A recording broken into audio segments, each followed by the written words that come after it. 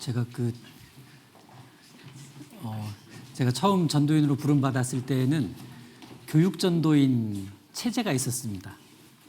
그러니까 이제 전도인으로 되자마자 그에 바로 이제 그 배정 받아서 학부모 교재 교사 교육 이제 하러 다니는데, 그러니까 한 16년 17년을 이제 그 학부모 교재 교사 이런 걸 이제 하게 됐는데, 제가 교회학교 선생님들 다 나와서 찬양하는 건 처음 봤어요. 와.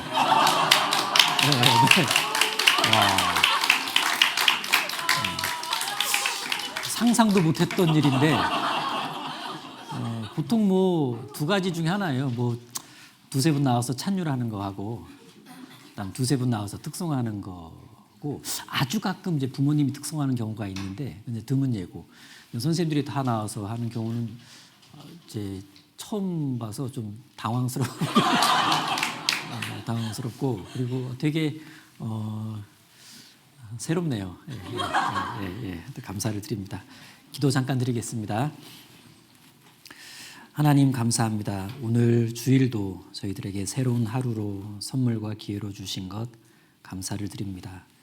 주일이 있어서 감사하고, 주일에 올 수 있는 교회당이 있어서 감사하고, 또 북적북적대는 우리 2세대 교회학교 아이들이 말씀을 배우고 또 어른들의 신앙을 따라 신앙을 배우는 이 귀한 주일을 또 허락해 주셨고, 이번 시간에는 우리 학부모님들과 함께 또 선생님들과 함께 2세대 신앙교육, 또 자녀 신앙교육에 대해 필요한 부분들을 같이 또 공부하는 시간 갖고자 합니다. 유익한 시간이 되도록 도와주십시오. 주 예수님 이름으로 기도드립니다. 아멘.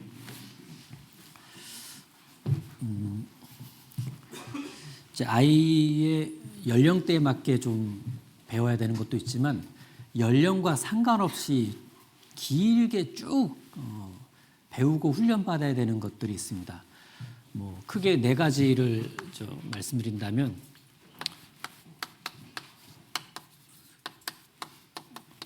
기도 훈련이 꾸준해야 되고요. 그다음 암송 훈련이 꾸준히 돼 있어야 됩니다. 그리고 세 번째가 묵상 훈련이 꾸준히 돼 있어야 되고, 어려서부터 꼭 시작해야 되는 것이 헌금 훈련입니다. 자, 오늘 요 기도 훈련에 대해서 좀 배워보려고 합니다. 이제 참고로 그 암송 훈련은 그 이제 우리 아마 유치부 자녀를 둔 부모님은 이런 생각 가끔 들 때 있잖아요. 아니 뭐 단어 뜻도 모르고 글자도 잘 모르는 애한테 뭐 그렇게까지 어려운 말씀을 외워야 되냐. 암송은 지금을 위해서 하는 게 아니고 훗날을 위해서 하는 겁니다. 암송은 일단 암송의 궁극적 목표는 텍스트 없는 묵상이다, 이렇게 말할 수 있습니다. 그래서 어려서 일단 텍스트를 그냥 심어 넣는 거예요. 그래서 적절한 나이가 됐을 때 어떤 선택의 기로, 어려움의 순간, 또 외로울 때, 그때 성령께서 탁 떠오르게 하는 말씀이 있거든요. 근데 암송된 게 없으면 떠오를 것도 없어요. 넣어야 떠오릅니다. 많이 잘 넣어두면 어느 순간에든 거기에 해당하는 말씀을 성령께서 딱 끄집어내 주시거든요. 그때 그걸 딱 묵상하면서 맞아 하면서 말씀대로, 성경의 뜻대로 탁탁탁 선택과 결정을 하게 되죠. 그러니까 암송은요, 투자 잘 하셔야 돼요.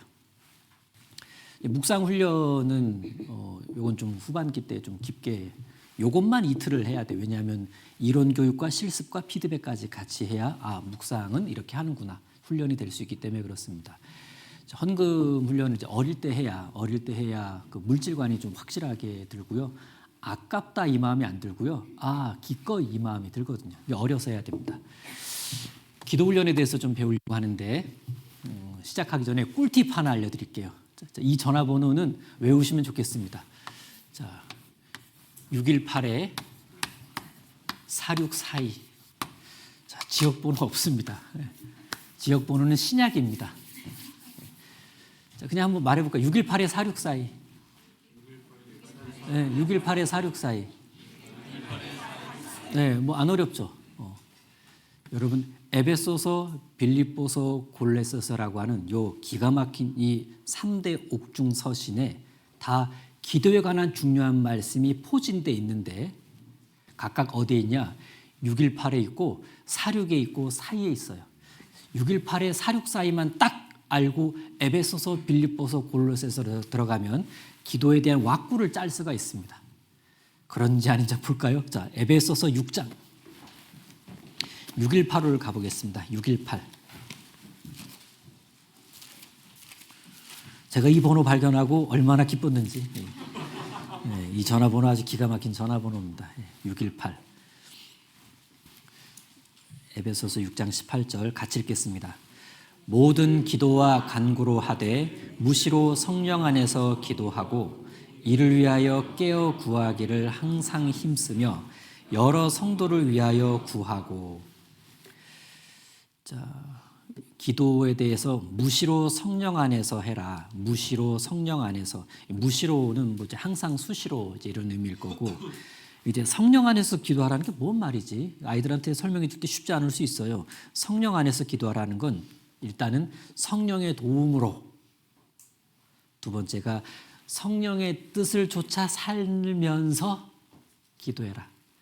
그러니까 성령의 도움으로 기도해야 되고 성령의 뜻을 따라 사는 가운데 기도해야 이제 성령 안에서 기도하는 합당한 기도가 됩니다. 모든 기도와 간구로 하되 무시로 성령 안에서 기도하고 이를 위하여 깨어 구하기를 항상 힘쓰며. 이렇게 성령 안에서 기도하자면 깨어있는 삶을 살아줘야 합니다. 그러려고 노력해야 될 거고, 그리고 나아가서 자기만을 위해 기도하지 말고 교회 식구들을 위해 많이 기도해라. 그래서 뒤에 여러 성도를 위하여 구하고 이렇게 말씀하고 있습니다. 618. 그 다음 46 보겠습니다. 빌립보서 4장 6절. 618에 46 사이. 46.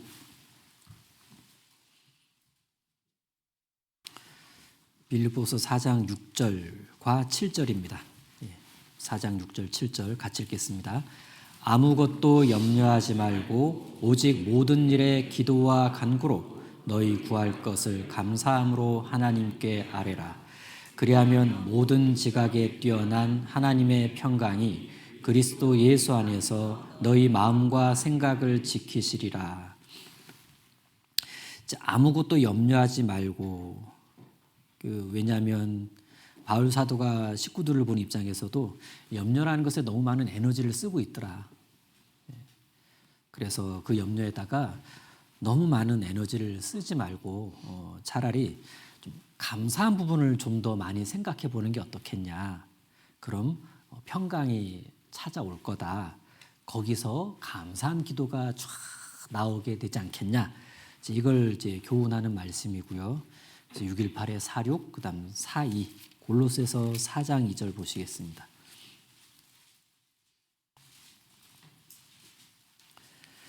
골로새서 4장 2절 또 같이 읽겠습니다.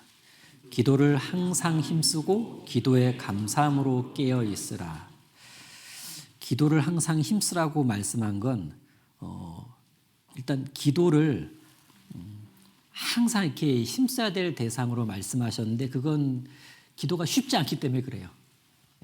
그래서 애써서 해야 할 것이 요 기도입니다. 그리고 기도 후에 내가 기도한 것에 대해 감사할 수 있다면 그건 그가 응답해 주실 것을 믿고 있기 때문입니다. 자, 이렇게 만약에 누군가와 특히 이제 자녀와 또 학생과 기도에 대해서 좀 같이 좀 이야기를 많이 나눠보고 싶다. 그러면 전화번호 하나 생각하시면 됩니다. 618에 464에. 제가 잠깐 말씀드렸지만 이 본문 가지고 엄청 교제 많이 할 수가 있습니다. 자, 어쨌든 우리는 자녀들에게 기도를 가르쳐주고 또 기도를 할 수 있게 좀 기도 훈련을 해줘야 합니다. 자녀에게 말씀을 가르치는 것만큼 중요하게 가르쳐야 하는 것이 기도 생활입니다. 만약에 말씀만 배우고 기도하지 않으면요, 틀림없이 교만해져요. 그리고 말씀은 잘 배우지 않고 기도만 열심히 하면요, 신비주의에 빠질 위험이 있습니다. 왜냐하면 이제 기준 없이 그냥 막 넘어가거든요. 망상이 돼버릴 수가 있어요. 그래서 말씀과 균형 있게 가르쳐야 할 것이 바로 기도입니다. 우리 교회가 말씀 중심의 교회이다 보니까 또 긴 설교가 주를 이루고 있다 보니까 상대적으로 약화되어 있는 것이 기도 강조, 내지는 강조하고 있는 기도를 실제 어떻게 함께 나누고 있냐, 또 그것에 대한 어떤 기도 현장은 있냐, 또 이제 그런 부분은 조금 이제 고민해 볼 필요가 있을 것 같아요. 자라나는 세대들에게는 좀 우리가 어떻게 좀 균형 있게 해줄 수 있을 것인가. 그리고 이 기도는요, 하나님의 말씀을 깨닫기 위해서도 필수입니다. 게다가 내 인생의 삶의 모든 선택 문제에 있어서도 하나님께 먼저 물어봐야만 하는 이 기도는 아주 중요한 주제가 될 수밖에 없습니다. 얼마나 우리 아이들이 중요한 순간을 많이 맞이하겠습니까? 그때 하나님께 먼저 물어봤으면 좋겠죠? 하나님을 붙들고 물어봤으면 좋겠죠? 그러자면 훈련된 기도가 있어야 됩니다. 그래서 자녀들에게 기도를 가르쳐 줘야 합니다. 기도를 가르쳐 준다는 건 먼저는 기도가 뭔지, 기도가 뭔지, 그리고 기도는 어떻게 하는 것인지, 또 기도는 왜 하는 것인지, 그리고 이런 기도가 습관이 될 수 있도록 좀 지속적인 도움을 줘야 하고요. 그리고 궁극적으로는 이 기도가 응답이 되도록, 즉 기도 응답을 경험하도록 도와줘야 합니다. 그래서 궁극적으로 신앙생활에서 기도 생활이라는 것이 참 중요한 부분이 되게끔 도와주는 것이 필요합니다.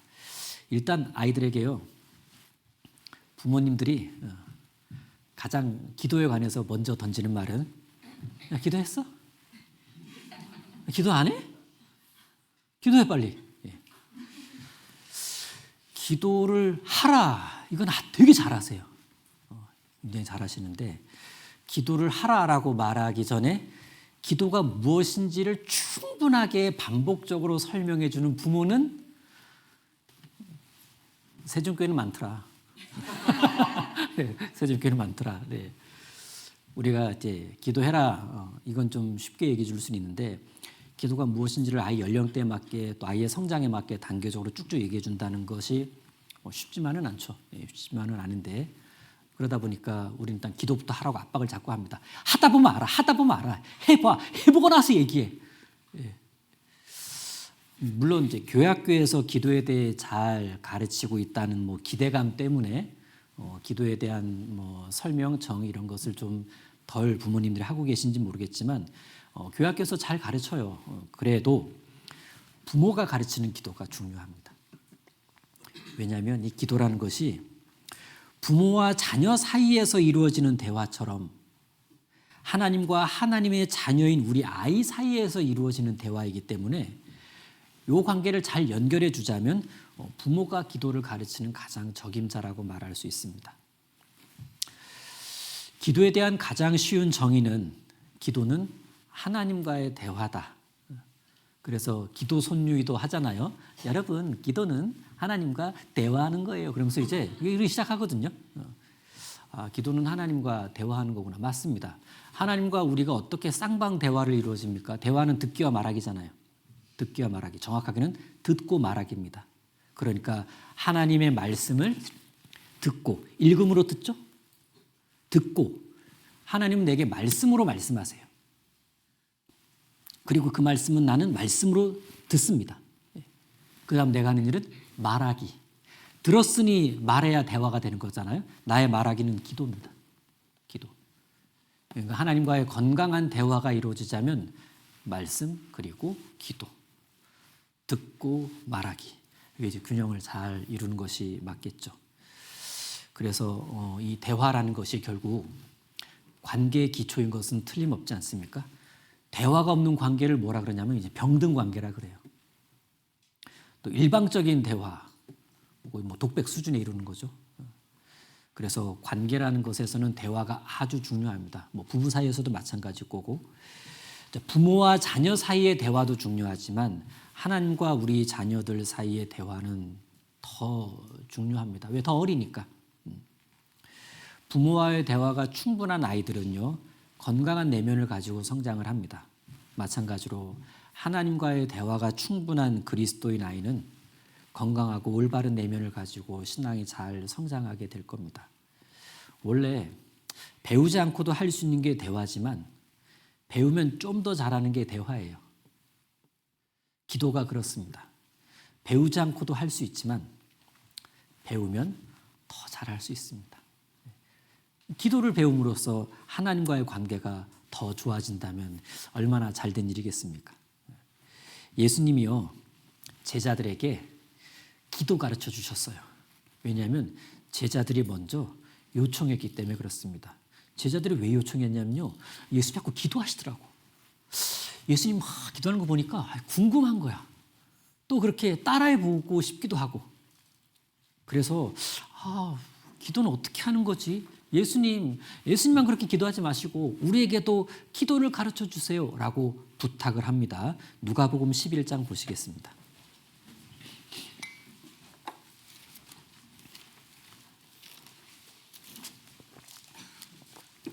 누가복음 11장 1절인데 제 성경책의 11장 제목이 기도에 대한 가르침 이렇게 되어 있습니다.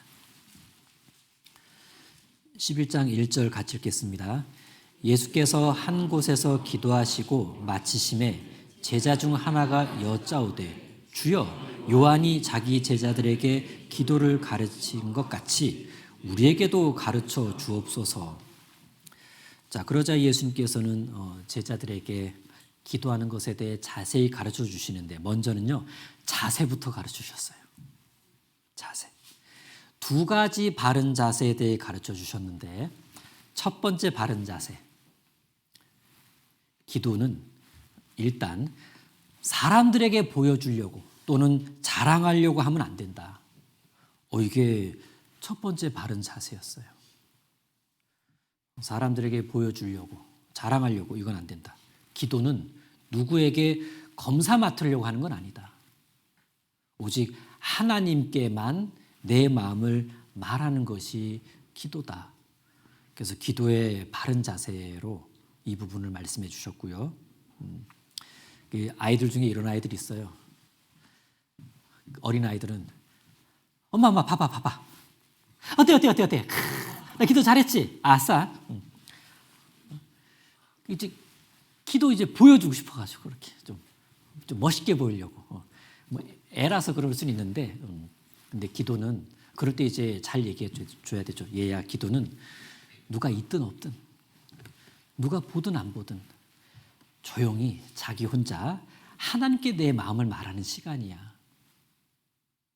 마태복음 6장으로 가보겠습니다. 예수님께서 이렇게 말씀해 주셨는데 마태복음 6장 5절 제가 읽겠습니다. 마태복음 6장 5절 또 너희가 기도할 때 외식하는 자와 같이 되지 말라. 즉 겉으로 잘 보이려고 하는 그들처럼 기도하지 말라.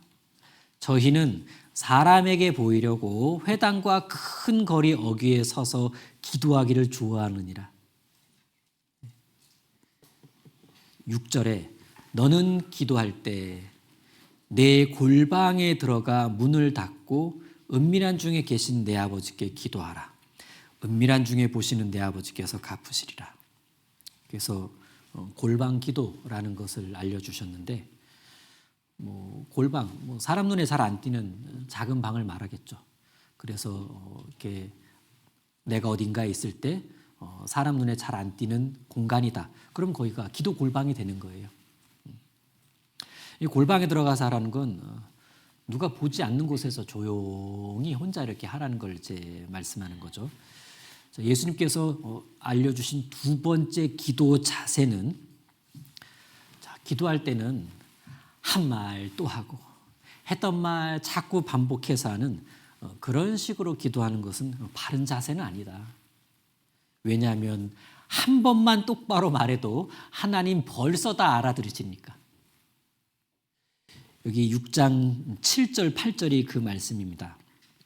7절 보세요. 또 두 번째 기도 자세인데 기도할 때 이방인과 같이 중언부언하지 말라. 쓸데없이 여러 번 반복해서 말하지 말라라는 겁니다. 저희는 말을 많이 하여야 들으실 줄 생각하느니라. 이렇게 생각하는 어린애들도 있어요. 8절 그러므로 저희를 본받지 말라. 구하기 전에 너희에게 있어야 할 것을 하나님 너희 아버지께서 아시느니라. 아시지만 아이가 직접 말해보기를 바라시는 거예요. 근데 그걸 여러 번 쓸데없이 말할 필요는 없다는 얘기입니다. 한 번만 제대로 말해도 하나님 입장에서 너에게 그걸 필요한 걸 내가 알고 있는데 네가 그걸 말해주니 고맙다. 그래 알았어 도와줄게.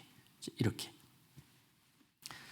어떤 아이가 하나님께 열심히 기도한다고 하면서 이렇게 기도한대요. 하나님 로봇 장난감 하나 생기게 해주세요. 하나님 로봇 장난감 하나 갖게 해주세요. 하나님 로봇 장난감 하나 생기게 해주세요. 하나님 로봇 장난감 하나 생기게 해주세요. 제발 하나님 로봇 장난감 하나 생기게 해주세요. 그러고 나서 나 오늘 기도 되게 열심히 했대. 중언부언한 겁니다. 게다가 기도 내용도 하나님이 기뻐하시는 것도 아니에요. 그냥 재밌게 놀고 싶은 욕심에 로봇 장난감 갖고 싶다고 기도한 건데 아이들도 자기가 생각해도 그게 좀 엉뚱한 기도라고 이제 알긴 할 겁니다. 예수님은 이렇게 두 가지 기도 자세를 가르쳐 주신 다음에는 무슨 내용을 기도해야 될지 기도 제목을 구체적으로 가르쳐 주셨습니다. 그게 주님의 기도문, 주 기도문입니다. 마태복음 여기 6장 9절, 그다음 9절이죠. 이어서 9절부터 13절입니다. 9절부터 13절이 예수님께서 우리에게 기도 제목을 알려주신 건데 9절에서 13절 같이 읽겠습니다. 그러므로 너희는 이렇게 기도하라. 하늘에 계신 우리 아버지여 이름이 거룩히 여김을 받으시오며 나라의 임하옵시며 뜻이 하늘에서 이룬 것 같이 땅에서도 이루어지이라. 오늘날 우리에게 일용할 양식을 주옵시고 우리가 우리에게 죄 지은 자를 사하여 준 것 같이 우리 죄를 사하여 주옵시고 우리를 시험에 들게 하지 마옵시고 다만 악에서 구하옵소서. 나라와 권세와 영광이 아버지께 영원히 있사옵나이다. 아멘. 우리 보통 이 말씀 보면 이거 막 이렇게 막 그 달달달 외우는 이제 기독교들 보게 되면 좀 이렇게 약간 이렇게 좀 그 주문 아닌데 막 이렇게 좀 약간 좀 비꼬는 마음을 가질 수 있는데 안 외운 것보다 외우는 게 나아요. 외우는 게 낫습니다. 외워두는 게 좋죠. 왜냐하면 기도 목록이니까. 그렇죠? 예. 자, 제가 지금부터 이 한 구절 한 구절을 아주 간단하게 이 구절을 우리는 이해해요. 근데 이거를 아이에게 기도 제목은 이런 거다라고 설명해 주자니 약간 좀 막막할 수가 있어요. 제가 그래서 한 초등 3, 4학년 수준의 아이에게는 이렇게 요 주기도문을 얘기해 주면 된다라는 것으로 제가 한번 이렇게 해볼게요. 자, 9절. 그러므로 너희는 이렇게 기도하라. 그러니까 이런 내용 가지고 기도하거라 라고 말씀하셨다는 겁니다. 여기서 주의해야 될 것은요. 주기도문은 주님께서 하신 기도다라고 말하기보다는 주님이 가르쳐 주신 기도입니다. 왜냐하면 지금 교육용으로 하신 말씀이에요. 주님께서 기도하신 게 아니고 주님이 가르쳐 주신 기도라는 겁니다. 내용과 순서를 가르쳐 주신 겁니다.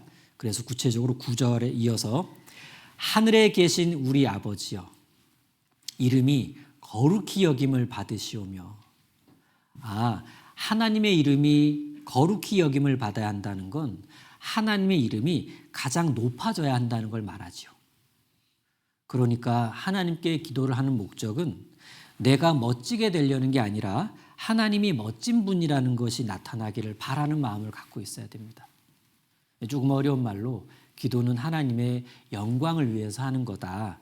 이렇게 말할 수도 있겠죠. 그 다음 10절에 나라의 임하옵시며 자, 지금부터는 쉬운 성경 번역본을 참고해서 말씀드리겠습니다. 쉬운 성경에서는 여기를 아버지의 나라가 이루어지게 하소서라고 되어 있습니다. 여러분 쉬운 성경은 NIV 성경을 어린이용으로 번역한 것이 쉬운 성경입니다. 애초에 번역 목적이 어린이용이에요. 어린이용. 그리고 모체가 된 것은 NIV 성경입니다. 그래서 이제 뭐 초중 아이들에게는 굉장히 접근하기가 좋은 번역본이고요. 그래서 쉬운 성경은 아버지의 나라가 이루어지게 하소서. 아버지의 나라가 이루어진다. 나라가 이루어진다. 나라가 임한다. 이건 하나님의 나라가 넓어지는 걸 말합니다. 나라가 이루어졌다. 나라가 임했다. 나라가 넓어졌다는 의미입니다. 그러니까 아버지의 나라가 이루어지게 하소서 이 말은 하나님 나라가 넓어지게 해주세요 라는 기도인 거죠. 그러면 아이가 이런 질문을 할 수 있죠. 그러면 나라가 넓어지려면 전쟁을 해야 하는 건가요? 아니면 돈을 땅 주고 사야 되나? 그게 아니고 나라가 넓어진다는 건, 나라가 커진다는 건 땅을 뜻하는 건 아니다 얘야. 백성이 많아지면 나라가 커지는 거야. 이스라엘 나라가 막 점점 커졌지? 그게 백성이 많아진 걸 말하는 거야. 땅이 많아진 걸 말하는 게 아니고. 그리고 하나님 나라는 천국이니까 구원받은 사람이 많아지면 천국 백성이 많아지니까 하나님 나라가 커지는 거란다 얘야. 이렇게. 결국 하나님 나라가 넓어지게 해달라는 이 기도는 많은 사람이 구원받게 해달라는 기도인 거죠. 우리 가족이 다 구원받으면 천국이 더 넓어지잖아요. 그래서 아이에게도 이번 전도 집회 때 또는 학예 수양회 때 여름 성경학교 때 가족이나 친구 한 명 전도하면 하나님 나라가 커지는 거다 얘야. 이걸리 우리 한번 기도하자. 이렇게 이제 교제할 수가 있는 겁니다. 10절에 뜻이 하늘에서 이룬 것 같이 땅에서도 이루어지이다. 쉬운 성경에서는 아버지의 뜻이 하늘에서처럼 이 세상에서도 이루어지게 하소서 이렇게 돼 있어요. 여기서의 뜻은 하나님 뜻, 즉 하나님의 계획을 말합니다. 그러니까 뜻이 하늘에서 이루어졌다는 건 천국에서는 이미 하나님의 계획이 잘 이루어져 있다는 걸 말해요. 그런데 그 하나님의 계획이 이제는 이 세상에서도 잘 이루어지게 해달라라는 기도입니다. 하나님의 계획이 이제 몽땅 이 땅에서도 잘 이루어졌으면 좋겠습니다. 하나님의 계획 속에는 이 세상에 있는 우리 가족들에 대한 계획도 있으실 거잖아요. 우리 가족에 대한 하나님의 좋은 계획들 싹 다 이루어졌으면 좋겠습니다. 자, 요런 기도 내용. 11절 오늘날 우리에게 일용할 양식을 주옵시고. 쉬운 성경에는 오늘 우리에게 필요한 양식을 주소서. 오늘 필요한 양식입니다. 그러니까 일용할 양식, 하루에 쓸 것, 하루에 필요한 양식인데 입으로 먹는 양식만을 말하는 게 아니고 마음으로 먹는 양식, 말씀의 양식, 하나님의 사랑, 하나님의 은혜도 우리의 영의 양식이 될 수가 있습니다.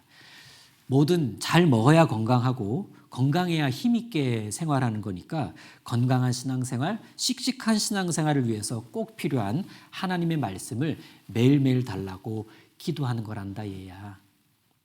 근데 이제 어떤 어린이는 그래요. 하나님, 그러니까요. 오늘도 저에게 필요한 말씀을 주세요. 그래야 제가 씩씩하게 힘있게 오늘 하루를 잘 살 수 있으니까요. 기도는 이렇게 아주 야물딱지게 해놓고 절대 성경 안 봐. 절대 머릿돌 안 펴니다. 암송 되게 싫어해요. 잠언 읽으라고 해도 아주 그냥 마지못해 그냥 읽는 척을 합니다. 여러분 이렇게 우리에게 필요한 양식을 주십시오라고 기도했다면 그 다음에 할 일은 하나님이 그렇게 도와주실 것을 믿고 말씀을 펴는 겁니다. 펴야 주죠. 또 뭐 그 자리에 있어야 뭐 주시죠. 12절 우리가 우리에게 죄 지은 자를 사하여 준 것 같이 우리 죄를 사하여 주옵시고. 쉬운 성경에는 우리에게 잘못한 사람을 우리가 용서해 준 것처럼 우리의 죄를 용서하여 주세요. 여기서 하나님 죄를 용서해 주세요, 이 기도는 구원받게 해달라는 기도는 아니잖아요.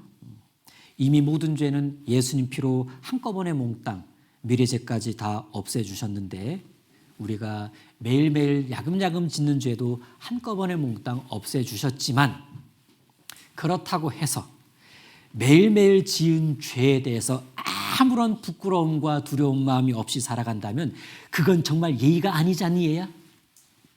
좀 뻔뻔하잖아요, 그렇죠? 다 용서해 주셨어도 매일매일 오늘도 나도 모르게 또는 내가 아는 어떤 죄를 지었다면 하나님 앞에 그 죄를 솔직하게 꺼내놓고 죄송해요, 이러면 안 되는데 하나님 이것도 예수님 피로 용서해 주세요, 이렇게 기도하라는 얘기입니다. 그게 하나님 앞에 반성한다는 모습이잖아요. 그리고 그렇게 기도하면 하나님이 기뻐하십니다. 우리 마음을, 아이들의 마음을 더 안아주실 거고 또 감싸주실 거고, 그러면 아이 마음도 참 이제 기뻐지겠죠. 그래서 하나님께 이렇게 기도하는 것을 하나님이 기뻐하신다. 13절, 우리를 시험에 들게 하지 마옵시고 다만 악에서 구하옵소서. 쉬운 성경에는 우리들을 시험에 빠지지 않게 하시고 악으로부터 구원해 주세요. 그러니까 우리가 어떤 시험이나 유혹 이런 큰 욕심에 빠지지 않도록 좀 도와달라는 기도입니다. 악한 자 마귀가 가끔 왔다 갔다 하는 게 아니라 항상 도사리고 있으니까 매일매일이 어떤 시험의 위기일 수도 있는데, 그러니까 매일매일 이런 것에서 좀 지켜달라는 기도를 하는 겁니다. 이 기도가 굉장히 현실감 있는 중요한 기도입니다. 왜냐하면 오늘도 무사히 넘어가고 싶잖아요. 나도 우리 가족도 모두가. 여기서 조금 더 나아가서 기도할 때 마지막으로 예수님 이름으로 기도합니다. 이건 다 궁금해할 거예요, 아이들이. 그래서 이렇게 질문하죠. 깜빡했다. 나 아까 기도 끝날 때 예수님 이름으로 기도합니다 안 했는데, 그럼 그렇게 안 하고 기도한 건 하나도 안 들어주시나요? 이 물어볼 수 있겠죠. 물론 그런 건 아니죠. 예수님 이름으로 기도한다는 건 어려운 말로는 예수님의 공로를 통해, 쉬운 말로는 예수님의 도움을 통해서 더 하나님께 기도하는 걸 말합니다. 이때 하나님은 이렇게 예수님 이름으로 기도하는 것을 더 기쁘게 받으십니다. 그래서 이렇게 기도를 마치는 거란다, 얘야. 자, 우리가 자녀들에게요, 기도를 가르친다는 것은 어떻게든 이 아이가 다른 누구보다도 하나님을 가장 의지하면서 사는 삶을 살도록 도와주고 싶어서 그러는 거예요. 그러니까 기도를 가르친다는 게 뭐 그냥 단순히 일정 시간 딱 무릎 꿇고 앉아서 제대로 딱딱딱 반복적으로 하는, 그거 가르치려고 기도 훈련을 하는 것은 아닙니다. 기도를 가르친다는 건 이 아이가 누구보다도 하나님과 친해지도록, 그래서 하나님과 가깝게, 하나님과 아주 밀접하게 이렇게 대화하면서 좀 살아가도록, 그래야 그 하나님으로부터 늘 일상의 다양한 살아가는 방법에 대한 도움을 받을 거니까. 그래서 궁극적으로는 하나님을 적극적으로 의지할 수 있도록 해주기 위해 기도 훈련은 필수다, 이렇게 말할 수 있습니다. 그리고 이제 기도는 어떻게 해야 한다고 가르치는 게 좋을까? 첫 번째, 기도는 쉬워야 합니다. 쉬워야 합니다. 그렇습니다. 무엇보다 기도가 쉬워야 돼요. 만약에 기도하는 것이 어렵다면 자녀는 기도를 싫어하게 될 거예요. 틀림없이. 이 기도가 쉬워야, 아니 언제든지 필요할 때 쉽게 기도할 수 있지 않겠습니까? 하지만 주의할 것은 있습니다. 기도가 쉽다고 해서 기도를 들으시는 하나님도 쉽게 생각하면 안 돼요. 친구랑 대화하는 게 쉽죠? 왜? 걔가 쉬운 애니까. 하나님 앞에 기도하는 게 쉽다고 해서 그 기도를 들으시는 하나님을 쉽게 생각하면 절대 안 됩니다. 하나님에 대한 존경심, 약간 어려운 말로 경외심, 이런 게 사라지는 것을 경계하도록 가르쳐주는 부모가 잘 단도리를 해야 됩니다. 기도는요, 항상 하나님을 존중하고 높이는 마음이 딱 자리 잡고 있어야 됩니다.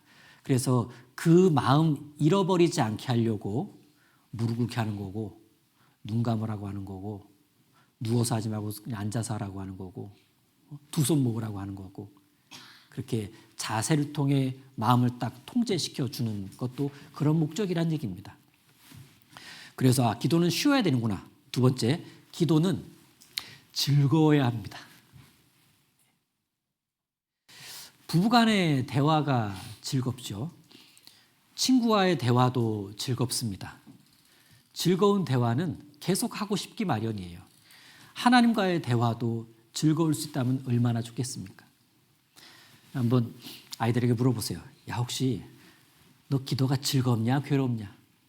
뭐라 그럴까요? 그걸 왜 물어봐요? 당연히 괴롭지. 그럼 이제 이거 아닌데. 네. 뭐 솔직하게 물어보세요. 야, 그지? 너 그냥 솔직하게 얘기해. 너 기도가 즐겁니 안 즐겁니? 또는 기도가 즐겁니 괴롭니? 즐겁다가 나오기가 쉽지 않을 수도 있어요. 기도 훈련이나 교육이 잘 안 돼 있다면. 그리고 기도했니라고 자꾸 재촉을 많이 받았다면 그 스트레스예요. 스트레스로 하는 건데 뭐가 즐거워요? 네. 여러분, 즐거운 대화의 특징이 있습니다. 한번 생각해 보세요. 평소에 즐거운 대화의 특징이라고 한다면 길어요. 길어요. 예. 딱딱한 대화의 특징이 있습니다. 뭐죠? 짧아요. 짧아요. 그래서 우리 형제자매들도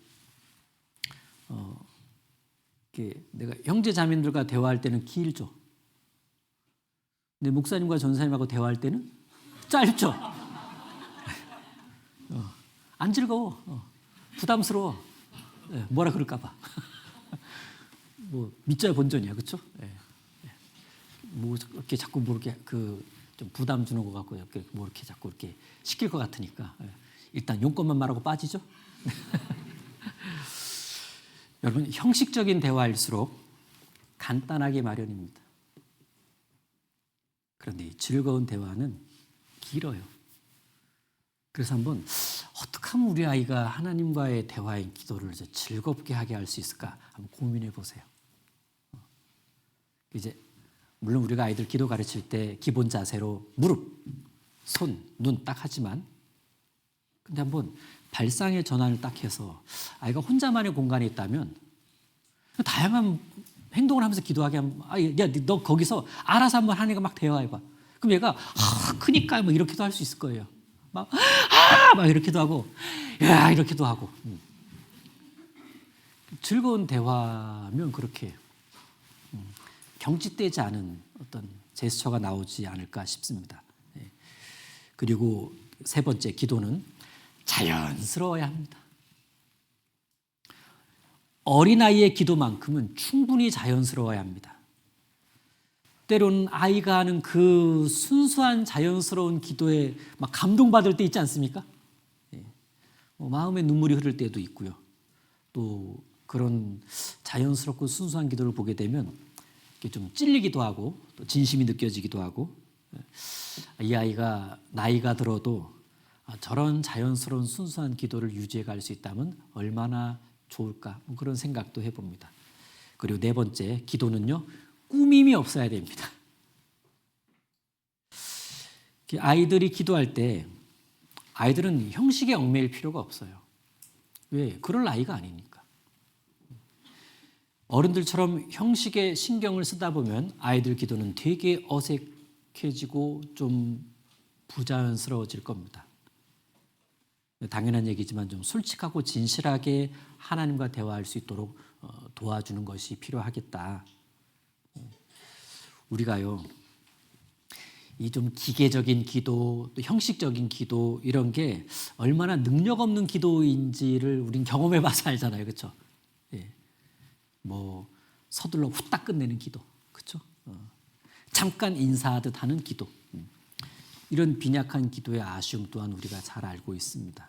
우리의 자녀들은 이런 기도와는 좀 거리가 멀도록 가르쳐줬으면 좋겠다. 자칫 기도 꽃자라는 작은 로봇, 이러면 좀 되게 씁쓸할 것 같아요. 이제 어린 자녀에게 이렇게 기도를 가르쳐 보는 것은 어떨까? 제가 한번 시범을 보여드려 보겠습니다. 예를 들어 보겠어요. 제가 아빠 입장에서 자녀에게 해볼게요. 얘야, 너 아빠랑 이렇게 있으면 이야기하지. 하나님께도 똑같이 하면 돼. 아빠한테 이야기하는 것처럼 하나님께도 한번 이야기해 보는 거야. 너 눈 뜨면 네 앞에 아빠 있지? 눈을 감으면 하나님이 너 앞에 계신다고 생각하면 돼. 너 필요한 거 있을 때 아빠한테 이렇게 저렇게 솔직하게 말하지 않니? 하나님께도 그렇게 말하면 돼. 너 마음 상하는 일, 속상한 일 있으면 위로받고 싶어서 아빠한테 와가지고 이렇게 저렇게 막 말하지. 하나님께도 그렇게 말하면 돼. 너 잘 모르는 거 있을 때 아빠한테 물어보지. 설명해 달라고 떼쓸 때도 있잖아. 하나님께도 그렇게 하면 돼. 얘야, 기도는 이처럼 쉬운 거란다. 그리고 기도는 적절한 시간을 내서 해야 한다는 것을 가르칠 필요가 있습니다. 적절히 시간 내야 하는 기도. 대표적인 인물이 다니엘이겠죠. 다니엘 6장 보시겠습니다.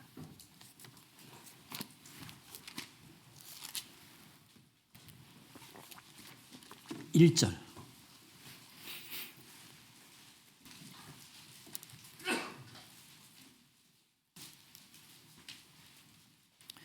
다니엘 6장 10절입니다. 6장 10절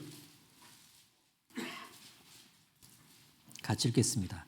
다니엘이 이 조서에 어인이 찍힌 것을 알고도 자기 집에 돌아가서는 그 방에 예루살렘으로 향하여 열린 창에서 전에 행하던 대로 하루 3번씩 무릎을 꿇고 기도하며 그 하나님께 감사하였더라. 여기서의 특징은 정해진 시간을 내서 했다는 거고, 또 하나의 특징은 정해진 시간을 내어서 하기가 어려운 곤란한 상황이 발생했음에도 불구하고 여전히 그렇게 했다는 게 특징입니다. 이런 거 한번 가정을 해볼게요. 저녁 몇 시에는 기도하기로 했다. 근데 그 저녁 몇 시가 하필 기차를 타는 시간이었습니다. 비행기를 타는 시간이었어요. 그러면 그 시간에 거기서 하면 되는 거예요. 그렇게 어떤 그 정해놓은 시간이 있다면 그때는 꼭 그것을 놓치지 않고 하는 그런 거. 야, 다니엘은 목숨 걸고 했어. 넌 그렇게까지는 아니지 않니? 하나님께서 이렇게 딱딱 시간을 내어서 규칙적으로 하는 이 기도를 하나님께서 얼마나 기뻐하셨을까. 그리고 적절한 시간을 내어서 하는 기도의 특징은요, 정해놓은 기도 제목을 반복해서 할 수 있다는 장점이 있습니다. 그리고 정해진 시간이 있다 보니까 이제 그 시간에 좀 충분하게 자기 어려움에 대해서 쭉 하나님께 이야기할 수 있는 거예요. 시간이 되니까. 특별히 시편에 나와 있는 다윗의 기도를 본받을 수도 있을 겁니다. 다윗의 기도의 특징이 뭐냐? 시간 장소에 구애받지 않았어요. 맨 돌아다니다가, 그렇죠? 도망 다니고 쫓겨다니고 하여튼 다윗은요, 뭐 어디 쉽게 정착하기가 어려웠던 세월이 꽤 길었습니다. 그래서 다윗이 시간 장소 구애받지 않고 얼마든지 수시로 한 것이 기도였다. 이렇게 기도는 얼마든지 다양한 시간 장소에서 할 수가 있단다. 게다가 느헤미야의 기도를 딱 이야기하면서 느헤미야가 왕 앞에 딱 섰을 때 왕이 물어보잖아요. 야, 느헤미야, 얼굴이 못 쓰게 됐구나. 네 소원이 뭐냐? 했더니 느헤미야가 바로 예루살렘 가서 성 건설하게 해주세요 라고 말한 게 아니고, 왕이 묻자마자 즉시 기도하잖아요. 즉시 기도. 그게 기도 본능 때문에 가능한 거였어요. 그에게는 기도가 얼마나 우선순위였는지, 어떤 긴박한 상황이 와도 먼저 기도. 아주 그 짧은 순간에 기도를 먼저 하고 대답을 한 겁니다. 대답하고 나서 뒷수습으로 기도한 게 아니고. 그리스도인이 기도를 잘못 배우면 나중에 수습하는 기도만 해요. 하나님, 제가 이렇게 질러버렸는데 어떡하죠? 좀 수습해 주세요. 하나님 무슨 수습 전문가입니까? 그러니까 수습하는 기도 말고 선택과 결정, 아무리 긴박한 순간이어도, 얘야, 너 아무리 긴박한 순간이어도 먼저 기도할 수 있단다. 느헤미야를 보거라. 진짜 쫄깃쫄깃한 순간이다. 얼마나 빨리 먼저 기도했냐. 이게 그리스도인의 진짜 진정한 모습이다. 그래서 속상한 일을 당하고 나서 기도하기보다는 속상한 일이 있기 전에 기도를 먼저 할 수 있다면 더 좋지 않겠냐. 자, 그래서 이제 기도를 구체적으로 하도록 도와주는데 크게 보면은 세 가지. 감사의 기도 후에, 회개의 기도 후에, 부탁하는 기도. 이 순서로 가는 것이 무난하겠죠. 우리가 잘 또 아는 것처럼. 그러니까 기도의 시작은 감사가 반드시 먼저 돼야 된다, 얘야. 너의 구원에 대해서도 감사할 수 있고, 네가 이렇게 구원받은 그리스도인 가정에 있다는 것도 감사한 거고, 네가 교회 생활을 할 수 있다는 것도 감사하고, 너 볼 수 있는 눈, 들을 수 있는 귀, 다닐 수 있는 다리, 배울 수 있는 신앙 학습지, 너 감사할 것 되게 많아. 감사하잖아? 그럼 마음이 되게 커진다. 그리고 너무 하나님에 대한 그런 고마움이 커서 그 하나님 앞에 내가 조금은 바르게 살지 못한 것들에 대해서 되게 미안하고 죄송해진다. 그걸 어려운 말로 회개기도라고 하는 거야. 그래서 하나님이 이렇게 감사한 분인데 저는 이렇게 살았습니다. 이렇게 안 살기를 바랍니다. 도와주십시오. 감사 후 회개기도죠. 그 다음에 그런데 하나님, 제가 참 약해요. 제가 참 부족합니다. 그래서 제가 이러이러한 어려움이 있을 것 같은데 이러이러한 일을 해야 되는데 좀 구체적으로 이렇게 좀 도움을 주셨으면 좋겠습니다. 도움의 부탁기도. 그런데 그 도움의 부탁기도가 구체적일수록 대화답습니다. 대화 때 추상적인 거 막연한 거 던지면 대화가 더 진행이 안 돼요. 모호하니까. 그래서 부탁의 내용이 상당히 구체적일수록 좋다. 약간 여담입니다만 20대 중후반, 20대 중반에 들어선 청년 형제자매들에게 결혼 기도라는 것을 이야기해 줄 때요. 구체적으로 기도하라고, 구체적으로. 왕자님, 공주님 보내달라고 그러지 말고 좀 구체적으로, 아주 구체적으로. 예. 그럼 그래요. 너무 육신적인 거 아닙니까? 일단 해보고 나서 계속하면 하나씩 지워져요. 정말 육신적인 건 지워지고요. 이게 이제 추려진다는 얘기입니다. 그리고 전에는 하지 못했던 굉장히 신앙적인 기도 구체적인 제목들이 또 올라가요. 그래서 구체적이어야 돼요. 구체적이어야 됩니다. 나중에 기도 안 한 거에 딱 그 상대방에게 나타납니다. 기도 안 한 게. 예. 자, 이게 아시는 것처럼 참 아이들은요, 흉내 하나는 참 잘 내요.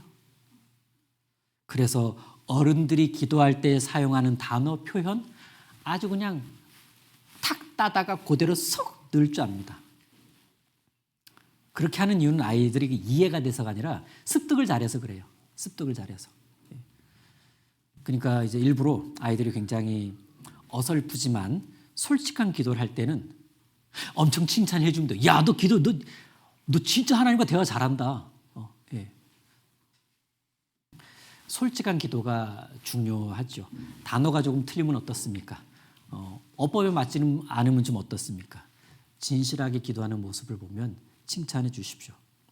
어떤 부모님은요, 아이가 기도하는 거 이렇게 엿듣다가 기도 끝난 다음에 기도했구나, 잘했어. 근데 있잖아, 야, 그래도 그 단어는 좀 아니지. 야, 너 그게 문장이 안 맞던데? 아휴, 그러면 안 되죠. 그러면 안 되죠. 자녀와 함께 기도할 때 있죠. 자녀와 함께 기도할 때는, 그러니까 부모가 그 자리에서 기도할 때는 기도의 수준은 철저히 아이에게 맞춰야 됩니다. 왜냐하면 그렇게 안 하면 아이가 그 기도에 공감을 못 하니까. 그러니까 공감이 안 되면 같이 기도하는 거 되게 싫어할 거예요. 아우, 엄마 아빠랑 기도하면 너무 어려워. 기도는 너무 좀 어려운 것 같아. 함께하는 기도는 부모에게 의미가 있는 것이 아니라 아이에게 의미가 있어야 돼요. 그래서 이제 자녀와 기도할 수 있는 어떤 기회 자리를 마련해 주는 것도 어떤 좀 연장선상에서 필요한데, 뭐 식사 때 뭐 엄마 아빠가 하기도 하고, 또 가끔씩은 자녀가 할 수 있게도 해주고, 또 뭐 가족 모임 때도 이렇게 좀 한 번 할 수 있게 해주고, 또 잠자리에 들 때도 자녀의 손을 잡아주고 하는 날도 있겠지만, 반대로 자녀가 엄마 아빠 손 잡아주고 아이 방에서요 이렇게 한번 해주는 것도 되게 좀 아름다운 모습인 것 같습니다. 자, 이렇게 기도하는 것은 중요한데 더 중요한 게 있습니다. 기도하는 것보다 중요한 건 기도 응답을 받는 겁니다. 왜? 기도의 궁극적 목적은 응답받는 거니까. 혹시 그냥 설명하려고 그냥 기도하는 분 계십니까? 응답받으려고 기도하는 거잖아요. 그런데 보통은 기도를 하는 것에는 신경을 쓰는데 기도 응답받는 것에는 소홀히 하는 경향이 있습니다. 그래서일까요? 어떤 경우에는 기도 응답을 분명히 하나님이 해주셨음에도 불구하고 응답인지도 모른 채 지나가는 경우가 꽤 많더라. 그리스도인들은 굵직한 기도에 대해서 응답을 이렇게 좀 집중하는 경향이 있습니다. 그러다 보니까 일상에서 소소한 그 기도 응답에 대해서는 꽤 많이 간과를 하죠. 자, 그런 식으로 가게 되면 기도 자체도 삶의 무거운 문제들에 대해서만 기도하게 되고, 그럼 기도는 점점 묵직하게 되어서 기도 자체는 참 부담스러운 거. 왜? 무거운 기도가 주를 이루니까 결과적으로 기도하기가 싫어질 겁니다. 여기 시편 5편 보시겠습니다. 응답을 기대하면서 다양한 소소한 시편 5편. 시편 5편 3절.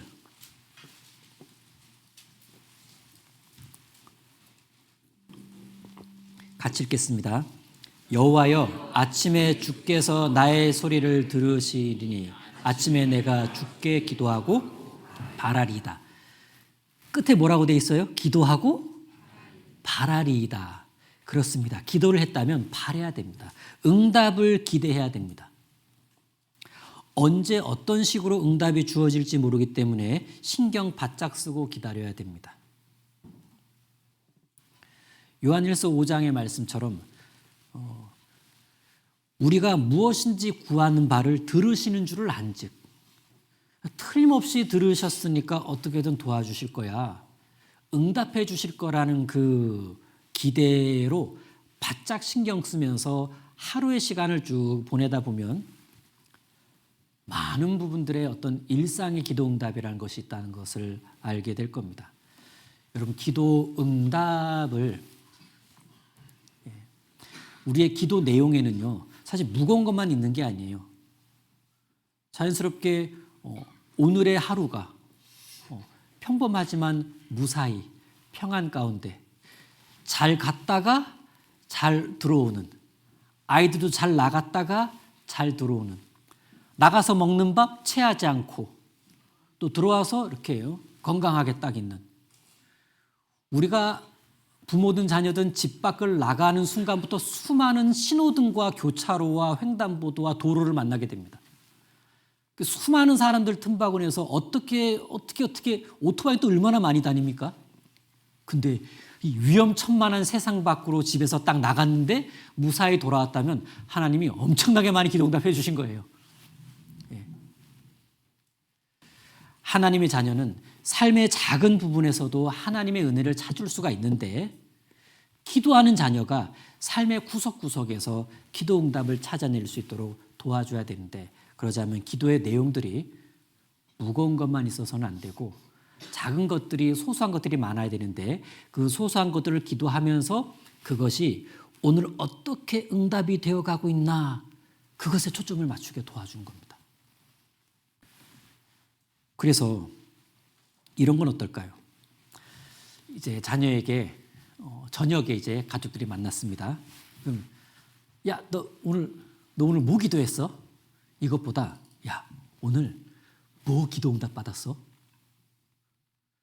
뭐 기도응답 받았냐라는 질문을 받는 순간 기도는 뭘 했지? 라는 걸 먼저 생각할 수밖에 없고 그 기도한 것을 가지고 하루 시간대를 쫙 되짚어 봐야 되니까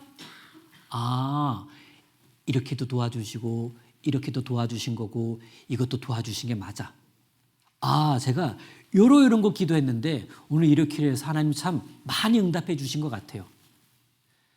했던 기도가 응답받았다는 것을 알게 되면 기분은 좋아질 수밖에 없고요. 하나님께 대한 감사는 커질 수밖에 없습니다. 그럼 기도는 더 하고 싶은 것이 되고 기도는 참 좋은 것이 되고 또 기도는 많이 하고 싶고 제가 오랫동안 청년 때 오랫동안 궁금했던 거 있었어요. 어느 날 5만 번 기도응답 받은 조지 밀러라는 책이 눈앞에 딱 보였습니다. 제가 보자마자 에이 거짓말. 무슨 5만 번 응답을 받냐.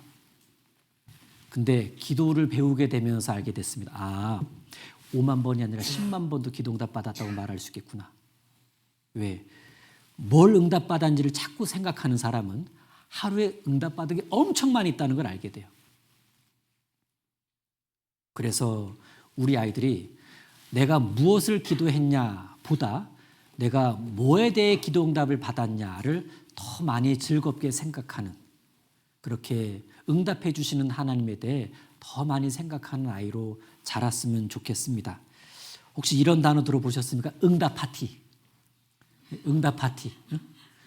생일 파티를 두 글자로 뭐라 그러죠? 생파. 응답 파티는 두 글자로? 응파. 응파. 네. 한번 집에서 한번 기도 응파 한번 해보시면 어떨까 싶습니다.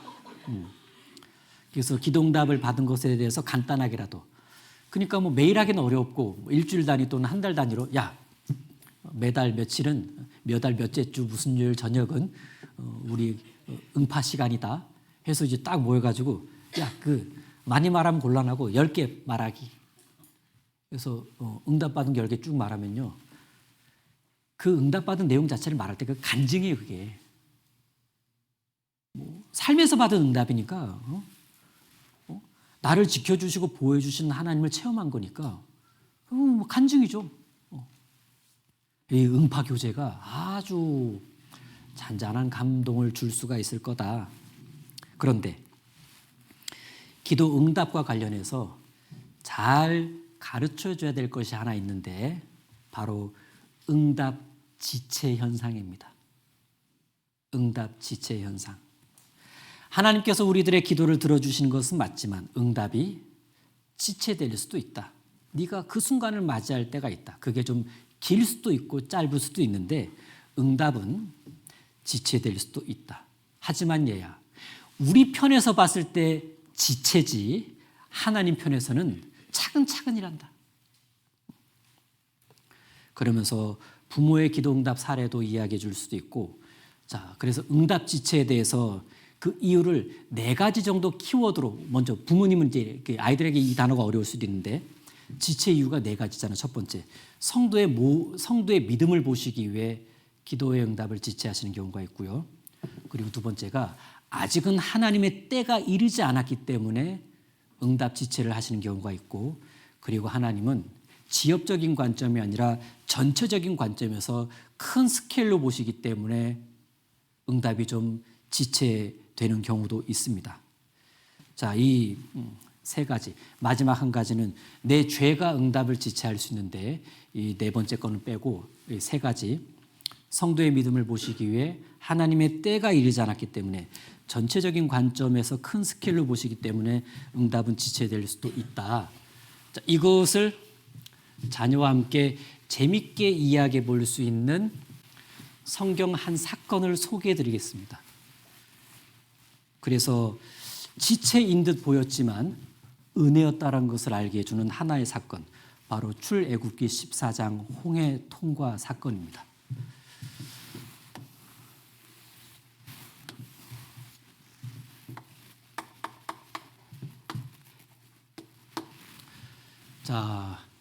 여기에 이스라엘 백성들이 모여 있습니다. 여기는 홍해고요. 여기서 왔어요. 축축축축 이렇게 왔습니다. 그런데 출애굽기 14장에 가장 중요한 키워드 2개를 꼽아 보겠습니다. 보시겠습니다. 출애굽기 14장.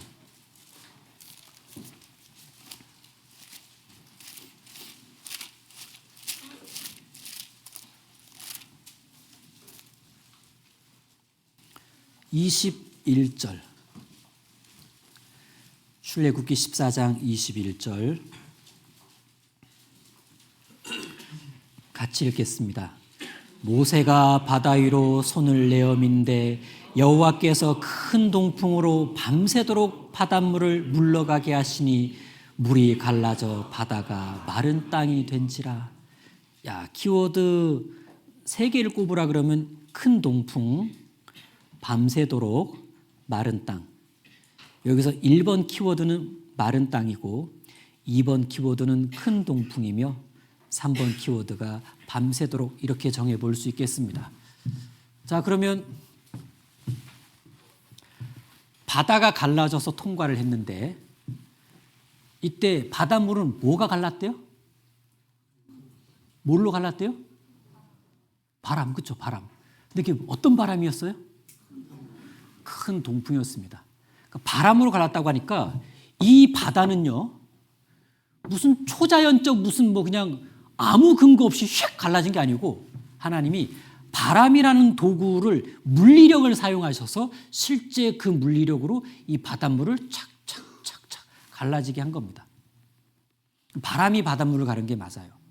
근데 어떤 바람인가 봤더니 큰 동풍이라고 되어 있습니다. 동풍. 그럼 우리는 이 지형에서 동서남북을 좀 알아볼 필요가 있습니다. 여기가 북쪽이고요. 여기가 동쪽이고 여기가 서쪽이고 여기가 남쪽입니다. 그럼 동풍은 어떻게 표시를 해야 될까요? 동풍은 이렇게 표시하면 동풍이겠죠. 그렇죠? 동쪽에서 탁 불어오는 바람입니다. 그렇다면 1번 지점과 2번 지점 중에 물은 어디서부터 갈라질까요? 2번, 그렇죠? 그런데 영화에서는 어디부터 갈라져요? 아, 그렇구나. 뭐 제작비를 아끼려고 그랬는지 모르겠는데 아무튼 영화는 그건 이제 엉터리인 겁니다. 네. 바람으로 갈랐으니까 당연히 여기부터 갈라지죠. 여기부터. 그런데 언제 바람이 불었냐 봤더니 모세가 지팡이를 든 손을 내어 밀매 여호와께서 큰 동풍을 불게 하셨다. 지팡이를 내어 밀었다는 건 기도한 거예요.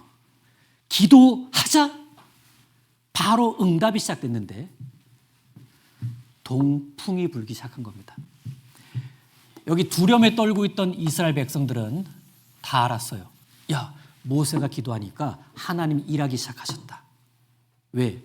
이 동풍은 여기서 불 수 없는 바람이에요. 왜냐하면 이 지역 자체가 지구본에서 보면 아시겠지만 편서풍지대입니다.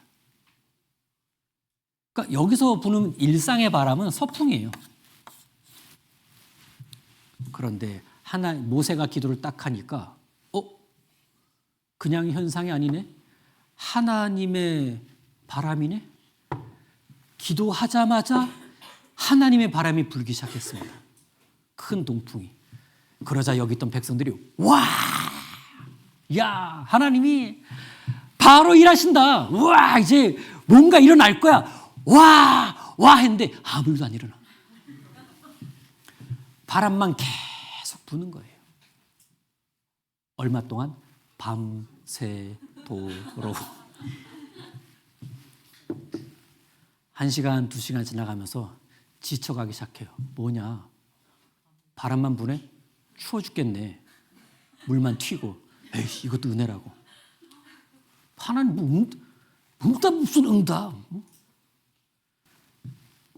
불평불만이 꽉 차기 시작했습니다. 처음엔 뭔가 하나님이 일하시는 것 같았는데 기다리는 동안 당장 눈앞에서 아무 일도 벌어지지 않으니까 하나님이 안 하시나 보다. 이건 아닌가 보다. 우린 그냥 여기서 죽는 거야. 뭐 애국 군대에서 군대 때문에 죽든 바닷물에 튀어서 얼어 죽든 그냥 우리는 죽는 거야. 그런데 무슨 일이 일어났습니까? 밤새라는 시간이 지나고 새벽이 되었을 때 이들은 물이 다 갈라져서 자기들 눈앞에 있는 마지막 물의 장벽이 딱 거쳐지는 걸 목격하게 된 거예요. 그때 우와 한 겁니다. 하나님은 이들 눈앞에서부터 물을 갈라주신 게 아니고 저 바다 너머에서부터 물을 갈라지게 하신 거예요. 왜? 약 올리려고?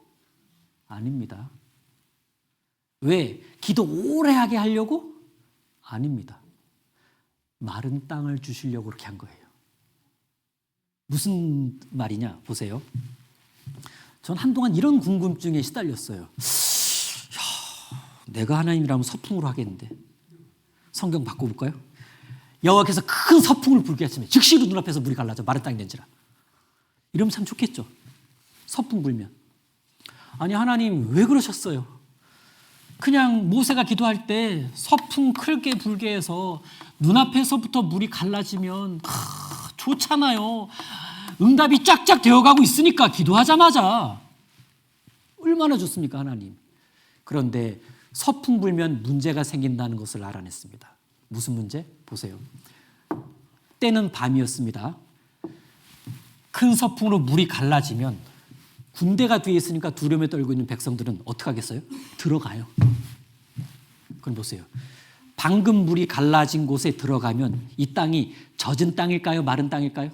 젖은 땅이요. 질퍽거리는 거예요. 야 들어간대. 에이 이것도 은혜라고. 에이 힘들어 죽겠네. 힘들어 죽겠네. 뒤에서 자녀들이 불러요. 아빠 우리는요? 몰라. 에이. 아범아 우리도 같이 가자. 여러분 홍해 통과 사건은 구원의 예표인데 구원의 의미가 뭡니까? 보편적 구원이에요. 다 건널 수 있어야 그게 구원의 길이 되는 겁니다. 뭐 몇몇 사람만 건너가는 게 아니고. 그런데 워낙 두려움에 떨고 있는 이스라엘 백성들의 상황을 아셨기 때문에 서풍 불게에서 바다 갈라지면 질퍽거리는 땅 다 들어갈 거라는 거 아셨어요. 아수라장이 되는 거예요. 애굽왕 바로가 그거 잘 됐다. 왜? 뻘에 갇혔으니까 죽이기도 쉽잖아요. 그래서 하나님께서는 안 돼. 이러면 구원이 안 돼. 좀 긴 시간이 걸리더라도 답답해하더라도 반대 방향에서 보세요. 동풍으로 물을 가르면 갈라지고 뒤는 계속 바람 불죠? 뒤는 드라이 되는 거예요. 갈라지고 드라이 시키고 갈라지고 뒤는 드라이 되고 갈라지고 드라이 되고 갈라지고 드라이 되고 그래서 아침에 마지막 물 한 방울이 거쳤을 때 펼쳐진 길은 마른 땅이었던 겁니다. 그래서 모든 사람이 여기서 와 하고 수레까지 끌고 건너갈 수가 있었던 거죠. 그제서야 백성들은 알았을 겁니다. 아 하나님께서 왜 서풍이 아니라 동풍을 불게 하셨는지. 우리 눈앞에서는 기도할 당시에 바람이 불긴 했지만 아무 일도 일어나지 않으니까 기도 응답이 지체된 것처럼 보였지만 절대 기도 응답이 지체된 게 아니라 즉시로 일하기 시작하셨다는 거예요. 다만 내가 보지 못하는 저 너머에서부터 일해 오셨다는 얘기입니다. 어떻게 보면 본질적으로 모든 기도에는 사실 지체가 없을 거다. 왜? 방향만 다를 뿐이지. 이 방향에서 응답해 주시는 게 아니고 이 방향에서 응답해 주시니까 우리가 볼 땐 지체죠? 하나님 보실 때는요. 즉시 일하신 거예요. 즉시. 하나님은 알아서 건너는 젖은 땅을 준 것이 아니라 누구든지 건너올 수 있는 마른 땅을 주시기 위해 지체처럼 보이지만은 밤새도록이라는 시간을 기다리게 하시고 동풍을 불게 하신 겁니다. 여기서 한 가지 또 고민이 됐어요. 아니 그럼 좋아요 하나님. 서풍이 아니라 동풍으로 하신 건 이해가 되겠습니다. 그러면 꼭 그렇게 바람을 밤새도록 불게 하셨어야 됐을까? 만약에 큰 동풍이라고 하셨는데 하나님 이런 바람이 좋지 않아요? 큰 동풍 어때요? 큰 동풍. 그러면 좀 더 빨리 갈라질 수 있었을 텐데. 그러면 지체라고 느껴지지 않았을 것 같은데 왜 하나님은 시간 단축을 하지 않으셨을까요? 첫 번째, 능력이 없어서? 아닙니다. 우리를 위해서예요. 보세요. 자, 한번 계산을 해보겠습니다. 큰 동풍이 아니라 큰 동풍을 해서 막 토네이도 같은 시속 막 400~500km의 바람을 불게 하시면은 무슨 일이 벌어지냐? 길바닥이 일어나요. 길바닥이 일어나니까 막 험해. 북파이기도 하고 큰 바위덩어리가 있어서 험난한 길이 되는 거예요. 험난한 길. 그럼 하나님은 베스트 웨이를 쫙 마른 땅을 깔아주시려면 어떻게 물을 제거하셔야 되죠?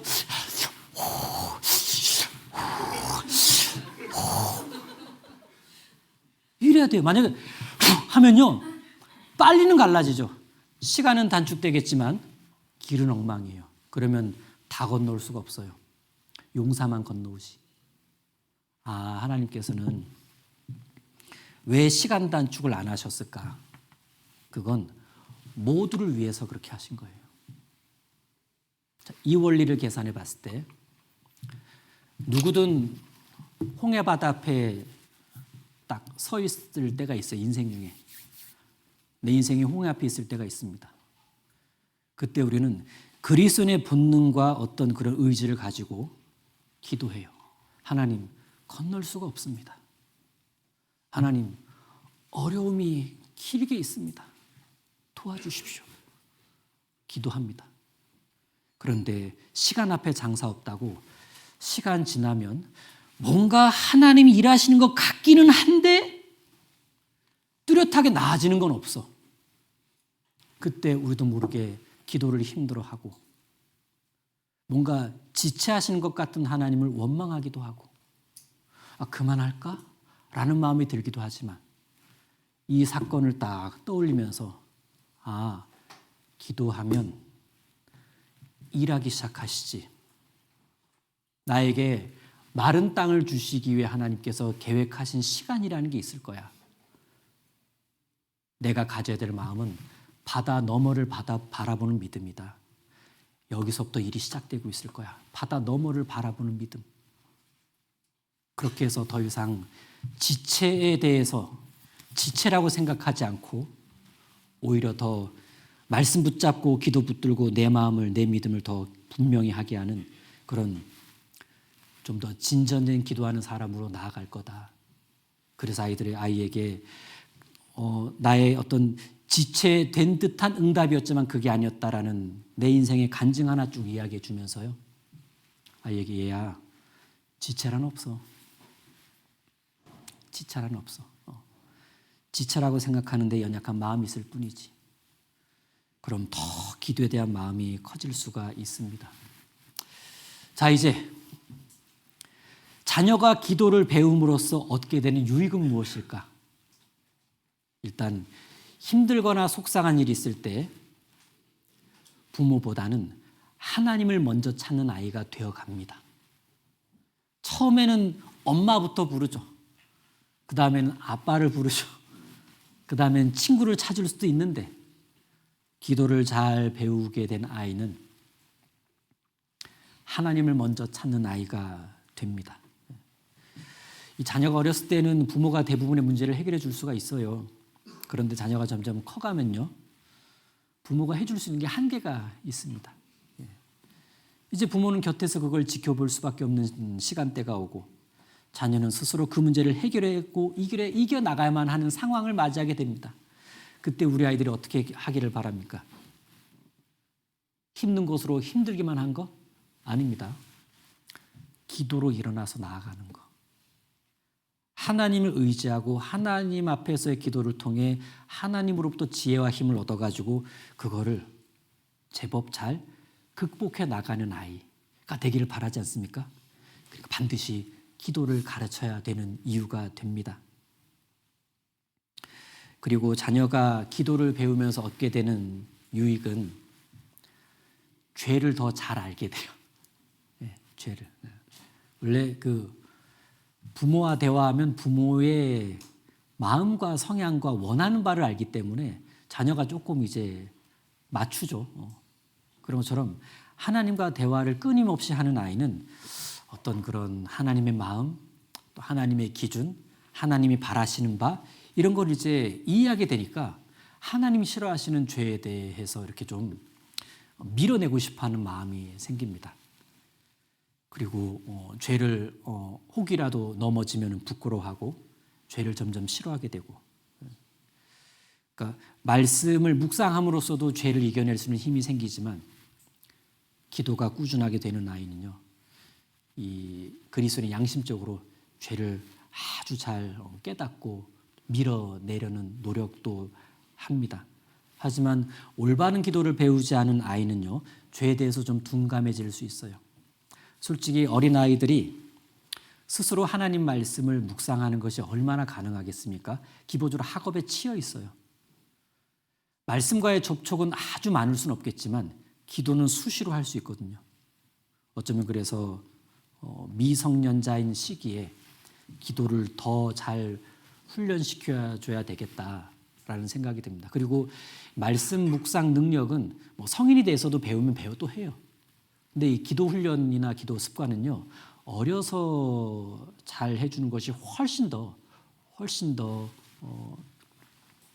좀 확실하고 유익할 것 같습니다. 뭐 당연한 얘기지만 기도를 잘 배운 아이는 마귀의 시험을 물리칠 수 있는 지혜도 얻게 된다라고 말할 수 있습니다. 예수님 당시에도 어떻게 그런 시험에 들지 않게 깨어있어 기도해야 했다면 마지막 시대인 지금에는 더더 깨어있는 기도가 필요한 시대입니다. 깨어있는 기도를 하지 못하면 마귀의 유혹이 너무 거센 이 시대에 좀 더 많이 넘어질 수가 있겠죠. 그래서 기도를 잘 가르쳐줘야 됩니다.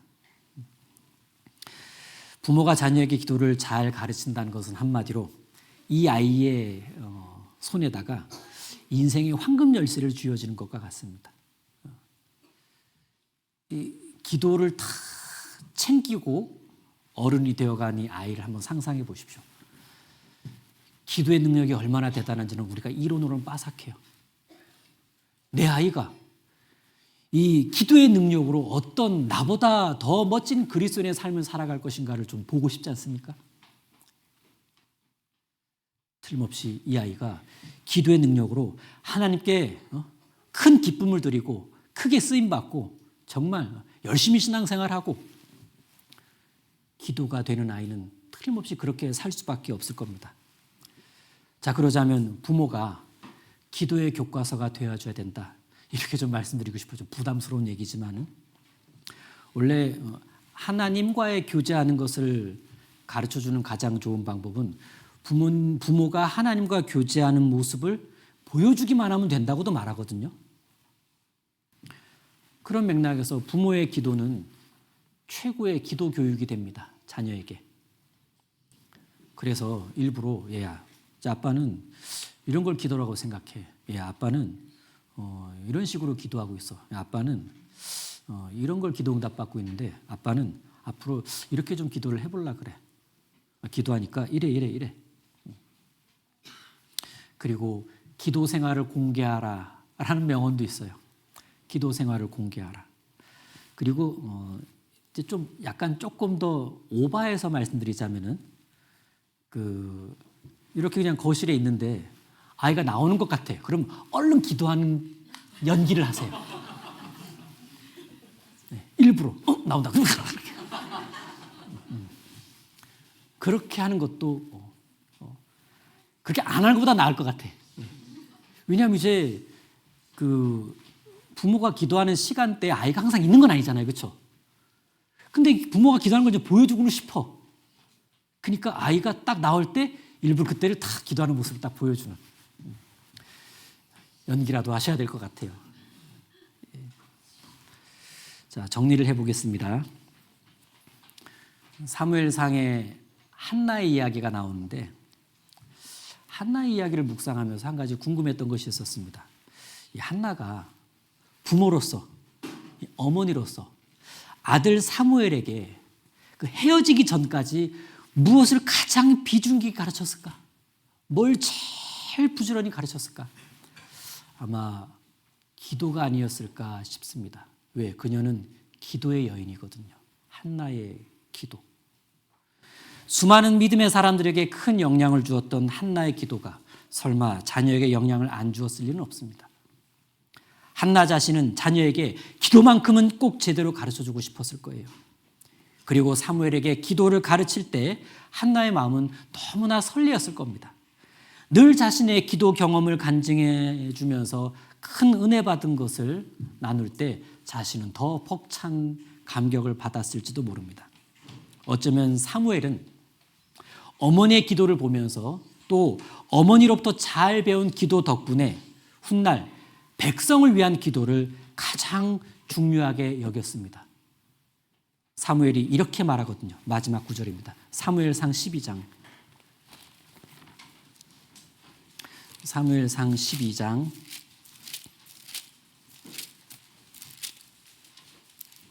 23절.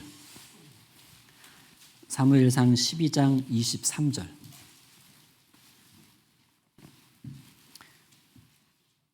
같이 읽겠습니다.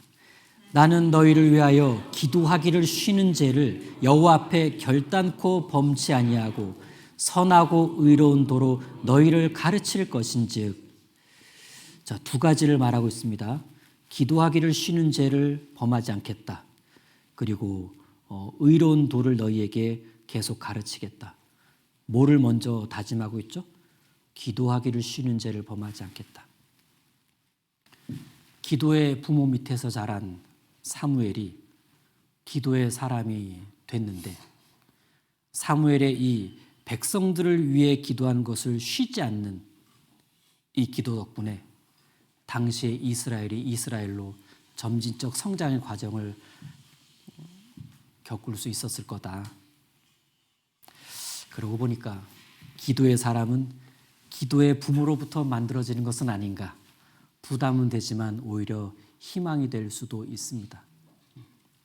여러분, 기도의 궁극적 목적은 하나님께 도움을 구하고 의지하는 겁니다.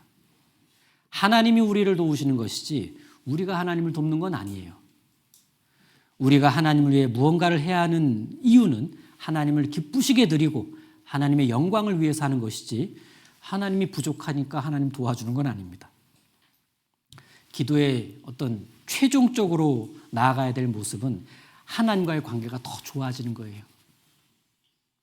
아이들에게 기도를 잘 훈련시키자 그 말은 하나님과의 관계가 더 끈끈하게, 더 긴밀하게.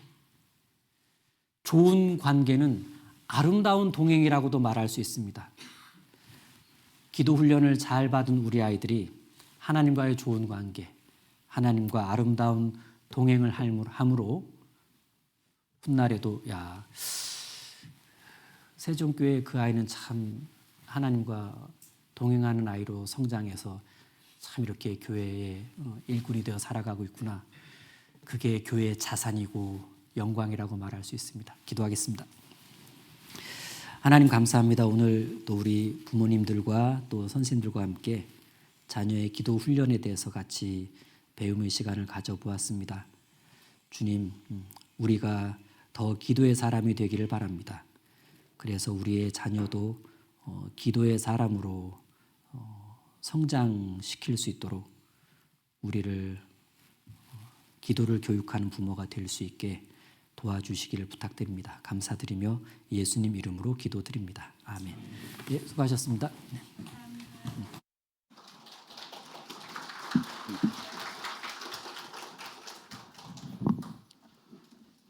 이제 목사님 귀한 말씀 감사합니다. 기도 이렇게 이어서 우리 유초 중고 이제 현황 발표를 이제 짧게 하겠습니다. 그 발표 전에 먼저 이제 유초등부 선생님들 앞으로 간단히 나와 주십시오.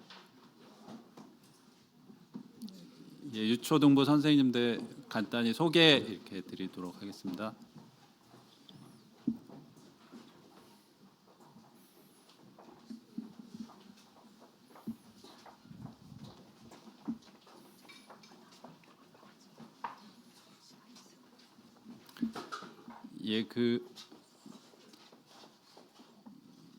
유치부 선생님들 저쪽 서시고 초등부 선생님들 여기 이제 초등부 그 재윤아, 김지연, 강창구,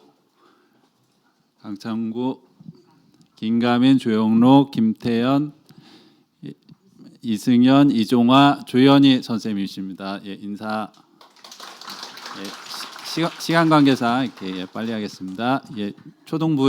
유치부의 정의진, 김규진, 윤희 선생님이십니다.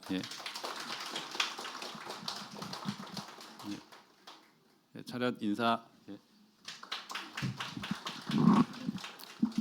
현황 발표 PPT 띄워주십시오.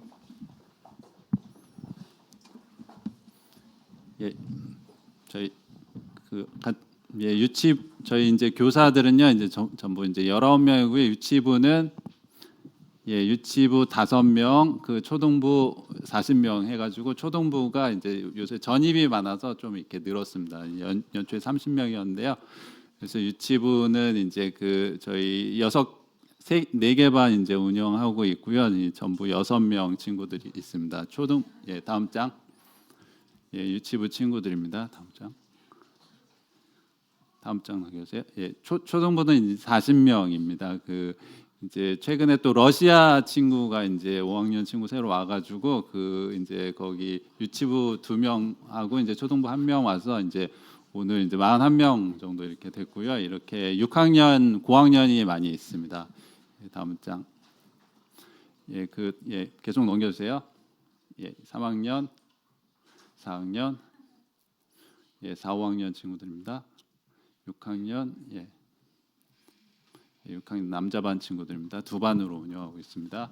그래서 저희 이제 연간 일정에서 그 전도 집회를 이제 2월에 했는데 이제 그 저희 가을에 이제 또 이제 하고요. 그리고 여름 성경학교 이제 2차 때 이렇게 잡혀 있습니다.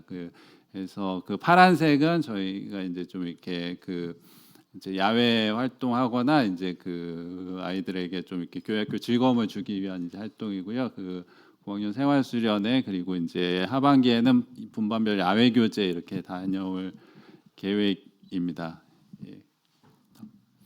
그래서 저희 이제 아이들 이제 구원을 위해서 이제 계속 이렇게 집중해서 교육하고 있고요. 그리고 이제 그 성경 가까이 하는 친구들 위해서 이제 올해부터는 이제 쉬운 성경을 좀 넣어가지고 이렇게 아이들이 쉽게 읽을 수 있게 그렇게 이제 묵상 노트 제공하고 있고요. 이제 겨울 방학에 잠언 읽기 했는데 이제 14명의 친구들이 이제 모두 해와가지고 이제 선물 이렇게 지급했고요. 그리고 이제 그 아이들이 이제 공과나 이런 말씀에 좀 이렇게 집중해서 듣게 하기 위해서 좀 이렇게 필기 요약하는 거를 이제 고학년 친구들 대상으로 이렇게 하고 있고 저희 교사 모임도 좀 이렇게 더 잡아가지고 이렇게 그 인풋이 많아야 이제 아웃풋도 많다 그런 이제 말씀을 주셔가지고 이렇게 활동하고 있습니다. 그 초등부 전도 집회 저희가 이제 잘 했습니다. 다음 장. 분반하고 이제 상담한 모습이고요. 그 이번에 또 이렇게 많이 도와주셔가지고 맛있는 이제 식사도 준비해 주시고 그리고 이제 잘 보내주셔가지고 이제 출석률이 매우 좋았습니다. 그래서 이제 2명 친구 빼고는 이제 전원 다 출석했고요. 이제 세 친구도 이제 많이 참석해서 이제 한 명의 친구는 계속 오고 있는 상황입니다. 생활 수련회도 이제 그 준비해서 했더니 아이들이 이제 매우 좋아해가지고 그 저희가 이제 뭐 그 말씀에 대한 내용하고 이제 예절 그리고 이제 암송 그런 이제 포스트 활동하고 이제 야외 포스트 활동했는데요. 아이들이 이제 즐겁게 이렇게 잘 이렇게 했습니다. 소리가 안 나오네요. 아이들 암송하는 모습입니다. 다음 장 넘겨주세요.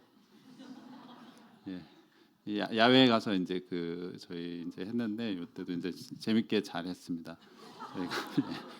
또 이제 기회 되면 이제 하반기에 또 이제 할까 저희가 또 이렇게 계획 세워보겠습니다. 이상 마치겠습니다. 감사합니다.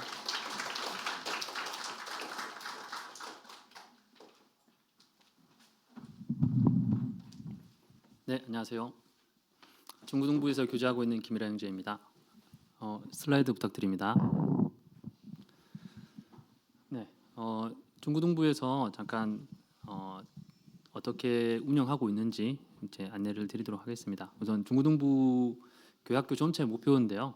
지구 초등부에서는 위쪽에 있는 걸로 해서 지금 교육 목표를 찾고 있고, 중고등부에서는 밑에 하나님의 사람으로 온전하게 한다, 하나님의 선한 일에 봉사하게 한다라는 그 두 말씀을 기준으로 해서 학생들을 가르치고 또 같이 교제하고 있습니다. 다음 장입니다. 저희 1월부터 3월까지 동계 수련회, 중고등부 전도 집회, 중고등부 학생 수련회, 상반기 학부모 교재, 중고등부 특별 집회까지 해서 엄청 열심히 달려왔습니다. 그리고 앞으로 4월 달부터 해서 12월 달까지 야외 교재, 학예 수양회, 특별 집회, 전도 집회, 그리고 졸업생 수련회, 졸업식, 입학식 이렇게 계획되어 있습니다. 다음 장입니다. 2026년에는 지금 학생회 주도로 해서 활동들을 많이 하려고 하고 있습니다. 학생들이 스스로 생각하고 결정하고 해보고 또 필요하다고 하면 선생님의 지도 아래서 이렇게 선을 지키면서 할 수 있도록 하려고 하고 있고요. 그리고 팀별 활동, 그리고 신방 여러 가지 활동들을 하려고 하고 있습니다. 그리고 중고등부는 주일 말씀 그리고 분반 이렇게 되어 있고요. 토요교재로 2개로 이루어져 있습니다. 다음 장입니다. 토요교재는 오후 4시부터 해서 시간이 좀 잘못됐는데 4시부터 시작해서 6시까지 찬양, 교재, 말씀 이렇게 같이 있습니다. 다음 장입니다. 그리고 주일에는 9시 반부터 해서 10시 45분까지 공과 말씀과 분반 시간이 계획되어 있고요. 그리고 대항당 말씀을 같이 듣고 그다음에 점심시간 이렇게 되어 있습니다. 다음 장입니다. 중고등부에는 이제 학생들 찬양팀, 암송팀, 미디어팀 총 3개 팀으로 나눠서 운영이 되고 있고 성준 형제 회장, 부회장의 오승기 형제, 그리고 자매부장의 한예슬 자매, 자매부부장의 이지연 자매 이렇게 해서 안에 찬양팀, 암송팀, 미디어팀, 팀장과 총무 그리고 자매 쪽의 찬양팀에 이렇게 부팀장, 총무 이렇게 해서 같이 서로 교제하면서 중고등부 학생 모임에서 좀 더 풍성하게 교제할 수 있도록 또 서로 이끌고 도와줄 수 있도록 이렇게 운영을 하고 있습니다. 다음 장입니다. 분반 편성이 작년하고 조금 바뀌었습니다. 작년에는 학년별로 끊어서 진행을 했었는데 올해는 이제 학년별로 하던 거를 이제 조금 섞어서 하면 더 좋겠다. 그러면은 서로가 서로를 아껴주고 더 보듬어 가면서 할 수 있겠다라고 판단을 해서 중학교 1학년 형제반은 1학년 그대로 하고 형제 2반은 이제 학년을 섞어서 그리고 이제 형제 3반도 좀 이렇게 같이 하고 자매 1반, 2반, 3반, 중 1, 2, 3을 다 섞어서 이렇게 운영을 하고 있습니다. 그 피드백은 나중에 한 번 더 이렇게 받아서 어떻게 할지 추가적으로 결정하도록 하겠습니다. 다음 장입니다. 네, 고등부 분반 편성인데요. 고등부에는 형제 1반, 2반, 자매 1반, 2반 이렇게 나눠져 있습니다. 여기도 마찬가지 학년이 조금씩 섞여 있습니다. 네, 다음 장입니다. 우리 선생님들인데요. 이제 교사 수련회 때 같이 찍었던 사진인데 참석은 하셨지만은 그때 끝까지 참석 못하신 분이 있으셔가지고 전체는 다 안 나왔고요. 이 외에도 더 선생님들이 더 계십니다. 다음 장입니다. 네, 우리 학생들이 동계 수련회부터 해서 학생 수련회 그리고 학생 임원 모임 여러 가지 토요교재 활동들에 대한 사진입니다. 다음 장입니다. 팀별로 이렇게 나눠져 있는데 암송팀에서 어떻게 하겠다라는 내용이 있고요. 찬양팀에서 미디어팀에서 각각 팀별로 무엇을 어떻게 하겠다라는 내용인데요. 현재까지 아주 서로가 서로를 이끌어주고 붙잡아주면서 잘 진행되고 있습니다. 다음 장입니다. 네, 미디어팀, 차장팀, 암송팀 각 팀별에 대한 학생들 인원이고요. 그리고 여러 가지 활동들도 서로 말씀을 듣고 교제를 하면서 잘 하고 있습니다. 다음 장입니다. 네, 보이는 라디오도 뭐 최근에 학생들이 엄청 뜨거운 교제를 했다라고 이야기를 하더라고요. 그래서 여러 가지 재밌는 활동들 그리고 성경 말씀을 기준으로 해서 교제를 하고 있습니다. 다음 장입니다. 네, 우리 학생들이 이제 주님 안에서 잘 커갈 수 있도록 우리 선생님들이 같이 옆에서 돕고 있고 또 우리 학부모님들이 같이 옆에서 도와주시고 기도해 주셨으면 좋겠습니다. 이상입니다.